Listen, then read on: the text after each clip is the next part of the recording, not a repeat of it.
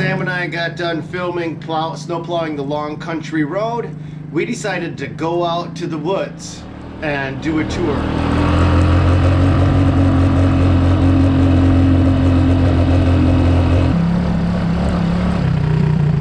And somebody needs to remind Sam that there are more than one gear in a four-wheeler.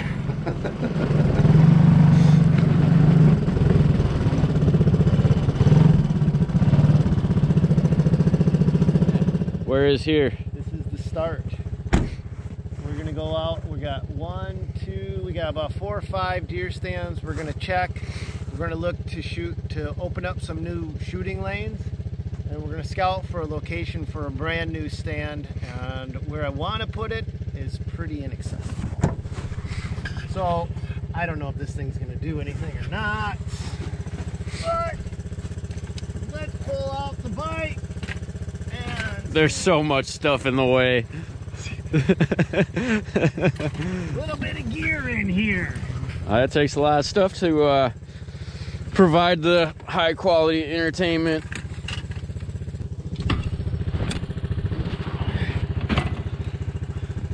There it is. All right. Don't know if it'll do anything at all. I don't think it's got the right kind of tires. But I'll give her a shot. But we'll find out. Yep. So, before we get going too much through the deep snow, let's just take it up and down around here a little bit and let you get familiar with it. And then I want to get your take on it and see what you think of it. All right. And then we'll go from there. Sound like a plan? Okay. To get your first unfiltered impression of this thing, and you don't get to use the throttle. So here's how this works, you guys. So if he hits this button, it'll go like a motorcycle. But if he pedals it, it has pedal assist. I ain't gonna say nothing more about that. But it also shifts just like a bicycle. Brake. It's got a battery right here. This one, it's in R mode, so it's got a bunch of different modes. So right now you can see that it's in R mode. That's racing mode. That's the fastest mode. It's actually kind of an illegal mode, I guess, because it makes it more like a motorcycle than a bike. But when you go in S mode, that's standard mode, then you can tone it down to third mode, second, first, and in eco mode, you can go like 50 miles, and in zero mode, there's no pedal assist. So we're going to racing mode. I mean, why not put them in racing mode when you've never ridden it before and we're on snow and ice? Makes total sense, doesn't it? Now just pedal it. That's your gift, that's your shifter. Yep,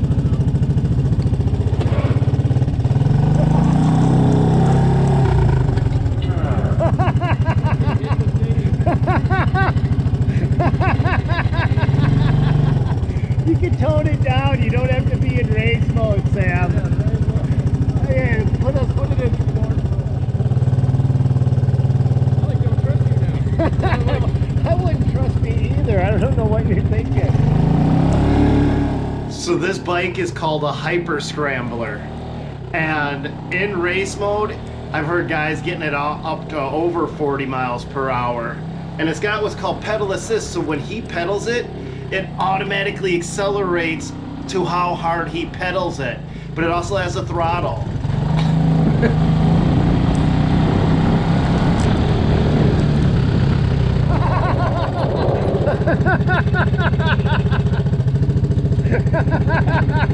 You hit the front brakes too much, Sam. Oh, I did. I hit that. It's icy, dude. Oh, is it? Oh, yeah. It's icy underneath there. You okay? Oh, I'm fine. I figured you were. What do you think so far? Fun. Cool. You ready to keep going? You want to switch? You want the bike or you want the old Betty? Oh, old Betty, man. You want old Betty? Come on. Wuss. All right. Wuss. Ooh. All right, let's see how you do on here, man. All right. I'm going to cheat. I'm just going to use the throttle. No. No. Better turn old Betty around. Yeah. When you're not on snow and ice, this bike is incredibly fun. And with that pedal assist, You would think that it takes the work out of it, but it's so exhilarating that it just gets your heart thumping.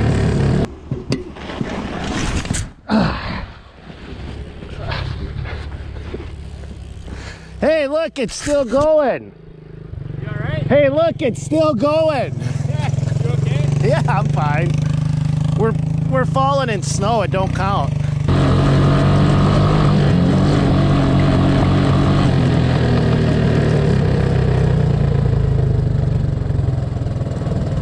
Oh, come on, man. I was going way faster than you were. So we've got 140 acres up in northern Minnesota, and it's divided into 2 parcels. The parcel that we're on right now is approximately 80 acres, and it's where most of our hunting deer stands are, and it's mostly comprised of hills, valleys. We've got 1 open field, and that's not even flat, that's rolling. I just love this land. And the other 60 acres of land is right on a riverfront, and that's where we keep the farm, the actual operating farm where our horses and cows and things like that grow.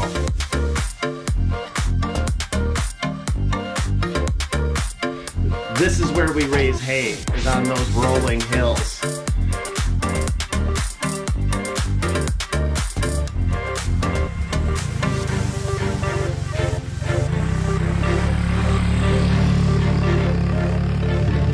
Alright, we're at the first stand. Let's go check it out.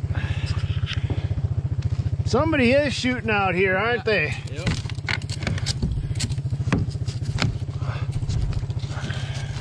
Doesn't have to be pretty.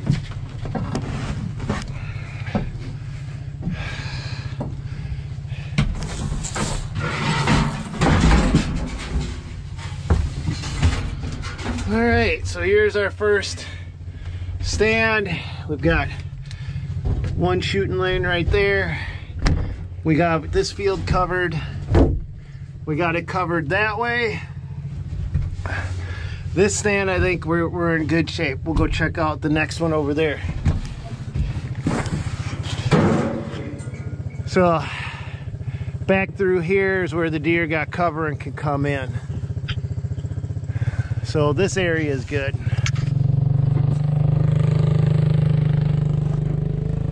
Oh, what do we got? Visitor. Somebody's got a home in here. I don't blame them. Man, they got a lot of good stuff. What do you think? Mouse nest? Squirrel. That's a squirrel nest. That's a squirrel. They're coming in up top. Okay. Well, we know we got some visitors. Squirrel hole there. So we got a little repair work to do on this one. All right, guys. Today we are drinking a new flavor. Lime. Lime Spindrift. This could be interesting. It tastes like key lime pie. If you were gonna drink key lime pie, that's what this tastes like. I like key lime pie. All right, guys, this one, the manure spreader stand overlooks the bridge. Is that a manure spreader that's on? Yeah, we build them off manure spreaders. So it would be nice if, but let's go up in the stand and let you take a look at what it looks like when we get up there.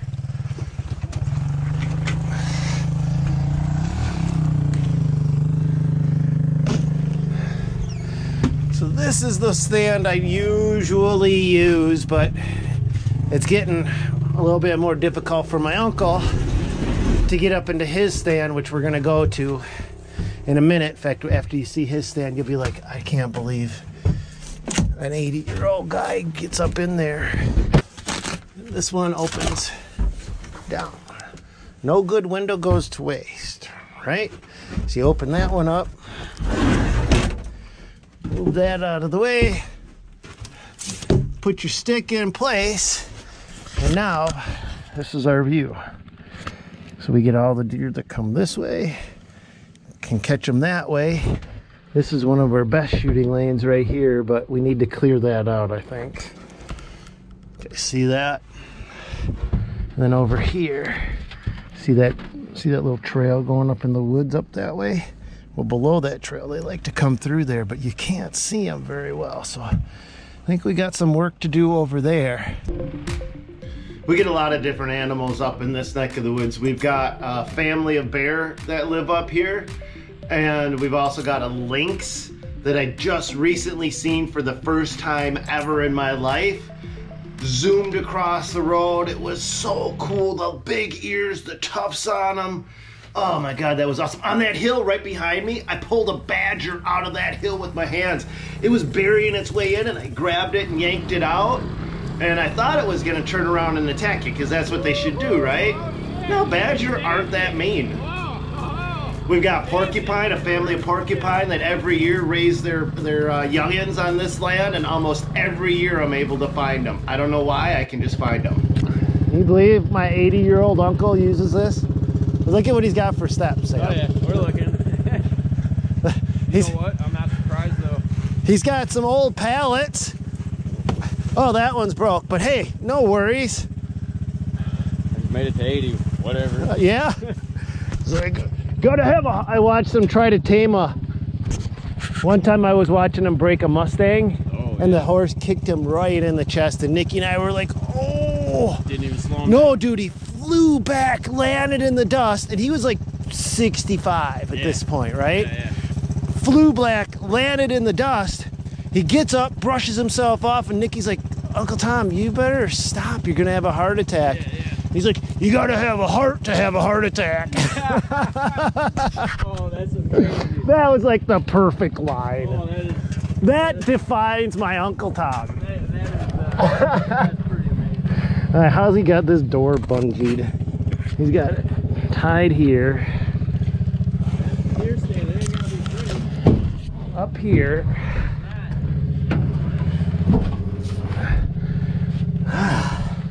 This is the best deer stand. Oh, look at this view. Look at this. How is this not amazing? Look at that.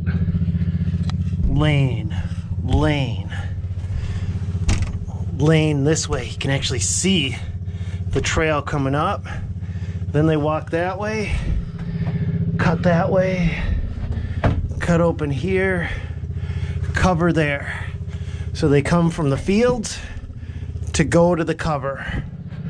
Doesn't look like we got too much squirrel damage in this one. He's got a little bow in the roof, so everything sheds off, the windows open up. Got his little heater in here. All of our deer stands have heaters. He's got his necessities. My Uncle Tom. That is lemon drops and toilet paper. What more can you need? And a bag. Every deer stand has that. You gotta have that. I bet he never uses that. I bet that's my nieces. My niece Isabella and my niece Lexi come up here and hunt out of this stand now. And here we go. Here's our fine and safe escalator down. I mean, what? There's nothing wrong with that. All right. He does have a handle there. That's actually pretty cool.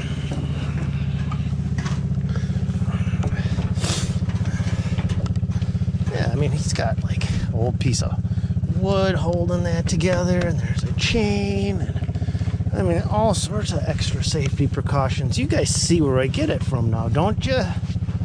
I'm sure you do. And I can guarantee you that I'm going to tie this wrong, and he's going to come out and, who the heck was in my deer stand? I don't know, Uncle Tom. Wasn't you this year. You went and used the manure spreader stand. So you tell me. You tell me, Uncle Tom. Conversations in my mind with Uncle Tom. All right. What do you want, Betty or the death trap? Okay, what one you want? Oh, I want Betty. I grew up on Betty. I bought Betty brand new. Come on, date yourself. Honestly, I'll be straight with you, Sam. Anytime anybody takes Betty, I'm always like, oh. I just hate to see anybody else on her. Honestly, I mean, it's not like she's special or nothing, but she is to me. All right, let's head back. Follow me. Yep, we're going right back where we came from.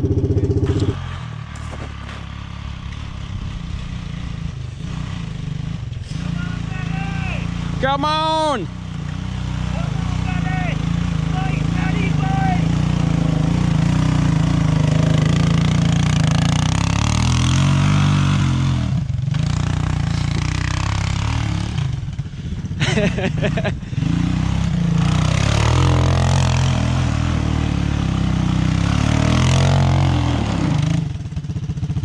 Betty got a little spunk left. Oh yeah, fun.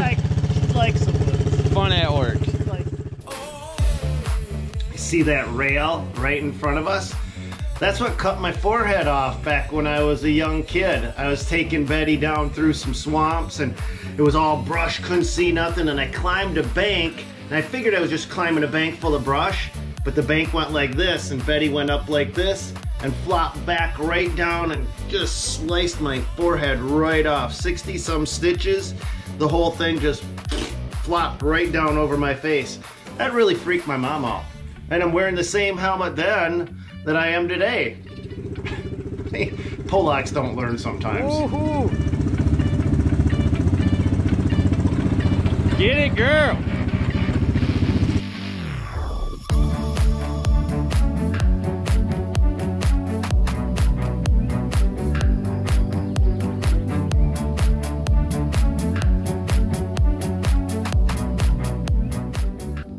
All right, guys, well, that's gonna be our adventure for today.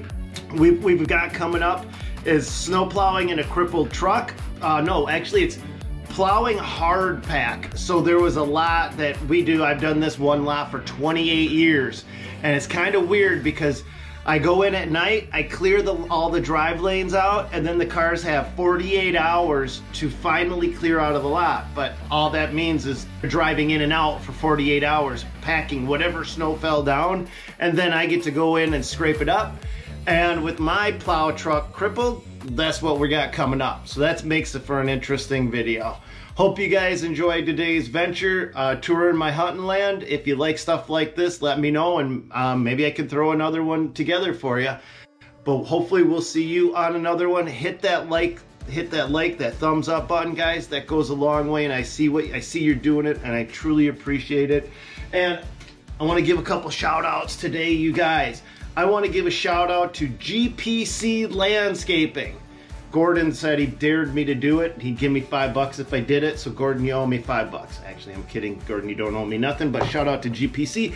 Shout out to Alexander Costa. Shout out to Hayden. Shout out to Larry. And shout out to Trayvon. If you guys want a shout out, say, hey, give me a shout out, and maybe I'll be able to do that. I can't guarantee it. If we have a lot of people, I can't go through 100 shout outs. You guys get it. Hope you enjoyed today's video. God bless. Go get them, you guys. And I think my invisible LMN banner may be coming soon. I don't know. I was told it was, but I've been told that for months. But what I really want to get up besides that as well is the new Landscape Disruptors. Guys, I have a podcast called Landscape Disruptors. Some of you may know it, some of you may not. If you like podcasts and deeper dives into information, that might help some of you guys out, because that's where I'm putting all of my long interviews and things like that, where we just, talk business, talk about what works, talk about what doesn't work, the good, the bad, and the in-between. Just very candid, very real, very raw conversations. I rehearse absolutely zero, and in fact, I tell the guests to not talk to me before the show starts. I like to discover who they are, how they operate on the air together. It's called Landscape Disruptors. Check it out. God bless you guys. I love you guys. Thank you so much for all the help. I see you doing it. I notice it, and I appreciate it. We'll see you on another one, you guys.